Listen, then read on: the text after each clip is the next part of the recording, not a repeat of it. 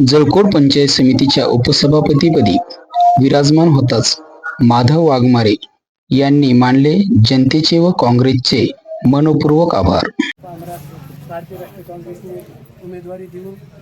अतिशय कष्टानं मला या ठिकाणी निवडून आणलं आणि मला उपसभापती पदावर या ठिकाणी त्यांनी विराजमान केले. निश्चितच भारतीय राष्ट्रीय काँग्रेसची ध्येय धोरणे या ठिकाणी होऊ घातलेल्या ज्या आम्ही पंचायत समिती आणि जिल्हा परिषदेच्या माध्यमातून जे आम्ही आश्वासनं दिले होतं ते निश्चितपणे या ठिकाणी गाव तिथं पाणी, रस्ते, या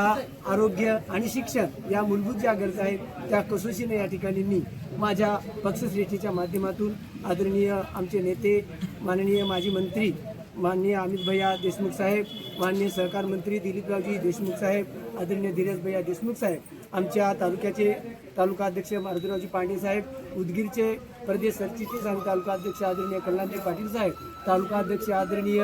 आमचे बिरादार पाटील साहेब, आदरणीय उगिले साहेब आणि बाबूरावजी जाधव साहेब ज्येष्ठ नेते, आशिषजी पाटील साहेब, धनराजी पाटील साहेब या मातब्बर नेत्याच्या माध्यमातून मी जे आश्वासने या ठिकाणी निवडणुकीमध्ये दिलेली होती ती अविरत या ठिकाणी